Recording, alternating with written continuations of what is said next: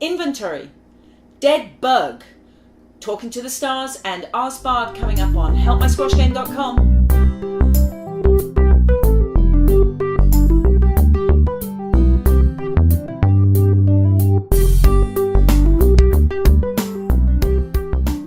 Hi, this is Barb Cooper from helpmysquashgame.com, and we're going into summer now. This is time to take stock, take inventory of your game. Look at it and decide which part is the part that you want to pay particular attention to this summer and start to build. Is it your fitness? Is it your shot selection? Or do you actually need to learn a new shot? Do that first, and then with later shows we're going to look at how we can put those things into place. One of the first things you can look at in your inventory is your ab strength. Check out this idea of a dead bug, which will really help you strengthen those abs and your core.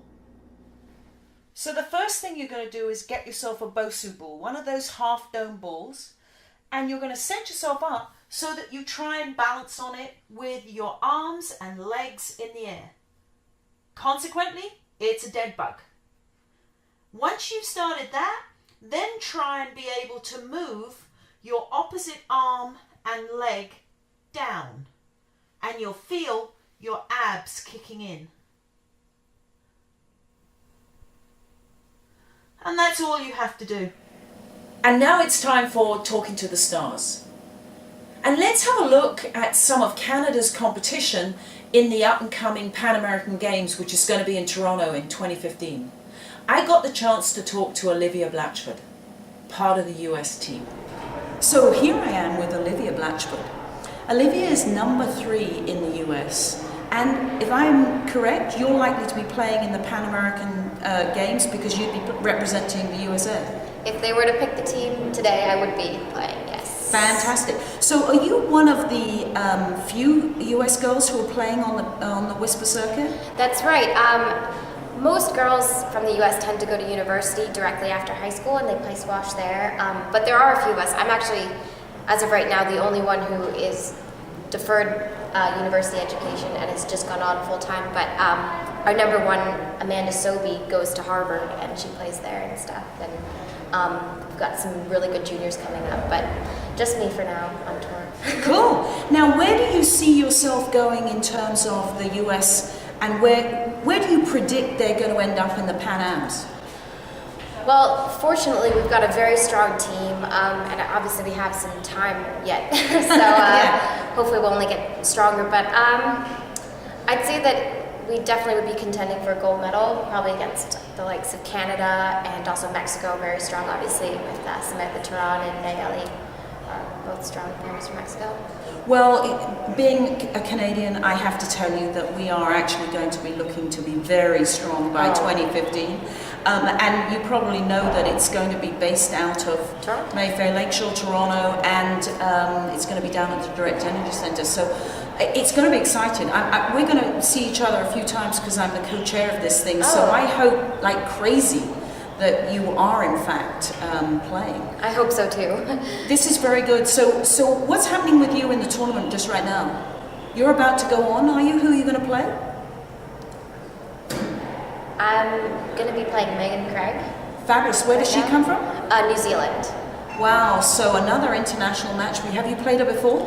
I have not actually. I've seen her play a few times just through like World Juniors and over the years, but I've never played her before. Good. Well, this is going to be an exciting match. I'm excited. You know, and there's one other thing that comes to my mind. When did you start playing? I was 5 years old when I finally picked up the racket. I've been around it though since the womb, really. Both of my parents played, and most of my babysitting was done when my parents were playing and I was in the stroller outside of the squash court. So it's kind of destined. So it's osmosis. Pretty much, yeah. That's great. It was almost a guarantee.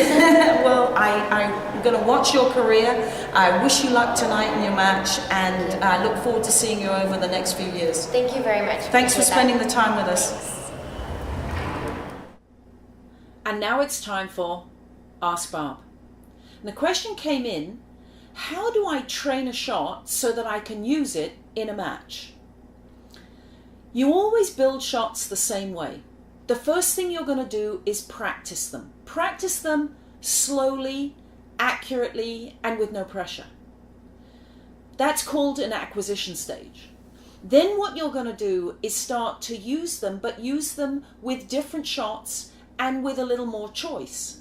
So you would start to put them into rally situations, but they're just simply rally situations without any points being scored. Eventually, when you feel more confident, you can start to put them into games, but this is the trick. If you want that shot to feel good and you want to feel confident, please do it against opponents where you can afford to make a few mistakes and still win. Once you've got to the point where you feel like those shots are working in non-pressured games, then what I want you to do is start to take them into competition. And that whole cycle is going to maybe take you anything up to 3 months.